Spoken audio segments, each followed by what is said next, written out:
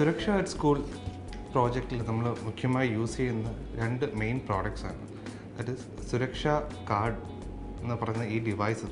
Suraksha reader this device. Suraksha card we transceiver chipsets. This is over 10 seconds. This tag we store a unique ID. This is IK. Suraksha reader that capture this Suraksha card 50 to 100 meter vare idu transmit cheyanulla capacity undu. Nammal idu pravarthipikkunnathu 865 to 867 megahertz oru delicensed band in India. Approve cheyidekkunna bandilanu nammal idine pravarthipikkunnathu. ഇതിലുള്ള battery എന്ന് പറയുന്നത് ഒരു 3 തൊട്ട് 5 വർഷം വരെ ഇത് പ്രവർത്തിപ്പിക്കാൻ സാധിക്കും. ഈ സുരക്ഷ റീഡർ നമ്മൾ ബസ്സിൽ നമുക്ക് ഫിക്സ് ചെയ്യുകയാണെങ്കിൽ നമുക്കിതിൽ പല സെൻസർ ഇൻപുട്ട്സ് ഉണ്ട്. സോ ഇതുവഴി നമുക്ക് ഡിജിറ്റൽ ഇൻപുട്ട് ഔട്ട്പുട്ട്സ് നമുക്ക് ക്യാപ്ചർ ചെയ്യാനും നമുക്കത് സെർവറിലേക്ക് നമുക്കത് പുഷ് ചെയ്യാനും പറ്റും.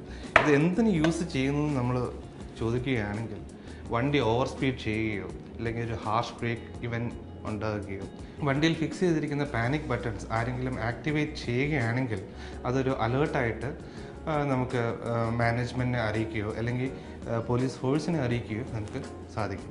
അതുമാത്രമല്ല ഈ പ്രോജക്റ്റിൽ മുഖ്യമായി പറയേണ്ട ഒരു കാര്യമാണ് പോലീസ് മോണിറ്ററിംഗ് സിസ്റ്റം.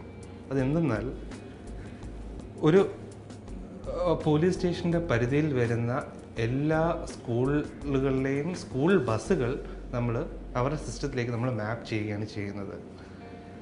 അവർക്കൊരു ലോഗിൻ ഐഡിയും പാസ്വേഡും നമ്മൾ കൊടുക്കുമ്പോൾ ആ പോലീസ് ഓഫീസർക്ക് അദ്ദേഹത്തിൻ്റെ പരിധിയിലുള്ള എല്ലാ സ്കൂൾ ബസ്സുകളും നിരീക്ഷിക്കാൻ സാധിക്കും.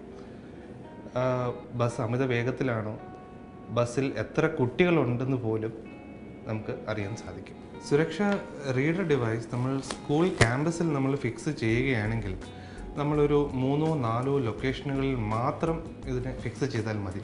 എന്തെന്നാൽ ഇതൊരു 50 തൊട്ട് 100 മീറ്റർ വരെ അതിൻ്റെ പരിധിയിൽ വരുന്ന ടാഗുകൾ നമുക്കത് ക്യാപ്ചർ ചെയ്യാൻ സാധിക്കും. അത് മാത്രമല്ല, വേണമെങ്കിൽ കുട്ടി സ്കൂളിൽ നിന്ന് വിത്തൗട്ട് പെർമിഷൻ വെളിയിൽ പോവുകയാണെങ്കിൽ നമുക്കത് ഉടനെ ഇമ്മീഡിയറ്റ് ആയിട്ട് മാനേജ്മെൻറ്റ് അറിയിക്കാൻ സാധിക്കും. നെറ്റ്വർക്കിൽ നിന്ന് ഡിസ്കണക്റ്റ് ചെയ്യുന്നതുകൊണ്ടാണ് നമുക്കത് കമ്മ്യൂണിക്കേറ്റ് ചെയ്യാൻ പറ്റുന്നത്.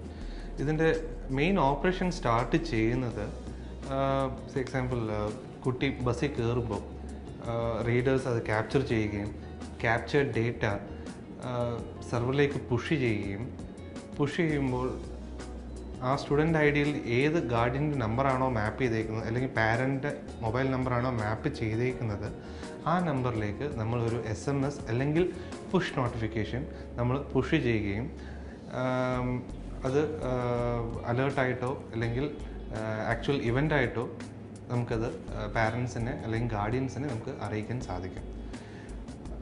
സ്കൂൾ ബസ് സ്കൂളിലെത്തി കഴിയുമ്പോൾ കുട്ടി സ്കൂളിലെത്തി എന്നുള്ള വിവരവും മെസ്സേജ് വഴി നമുക്ക് അറിയിക്കാൻ സാധിക്കും. അതേസമയം വൈകുന്നേരമാകുമ്പോൾ കുട്ടി ബസ്സിൽ കയറുന്നതും ഏത് ബസ് സ്റ്റോപ്പിൽ പോയി ഇറങ്ങി എന്നുള്ള വിവരം പോലും നമുക്ക് ഈ പുഷ് നോട്ടിഫിക്കേഷൻ അല്ലെങ്കിൽ SMS ആയിട്ട് നമുക്ക് പാരൻസിനെ അറിയിക്കാൻ സാധിക്കും. ഈ സുരക്ഷയുടെ ഒരു പുതിയൊരു ഫീച്ചറും വിഷൻ എന്ന് പറഞ്ഞാൽ നമ്മൾ സ്കൂളിലെ ഫാക്കൽറ്റിക്ക് നമ്മളൊരു ടാബ് പ്രൊവൈഡ് ചെയ്യുകയും അപ്പോൾ ടീച്ചർ ക്ലാസ് റൂമിൽ എത്തുന്നത് പോലും സ്റ്റുഡൻസ് എത്ര പേര് വന്നു എത്ര പേര് വന്നില്ല, അതായത് അറ്റൻഡൻസ് ആയിട്ടുമായിരിക്കും ഒരു ടീച്ചർ ക്ലാസ്സിലേക്ക് എത്തുന്നത്. ടെക് മന്ത്രിൽ ഇന്നത്തെ ഈ എപ്പിസോഡ് അവസാനിക്കുന്നു. നമ്മൾ വീണ്ടും കുറേ നല്ല ഗാഡ്ജറ്റ്സും അവരുടെ ഇൻട്രസ്റ്റിംഗ് ഇൻഫർമേഷനുമായിട്ട് നിങ്ങളുടെ മുന്നിൽ വീണ്ടും വരുന്നതായിരിക്കും. But for now, this is Blessy Kurian signing off. Bye and take care.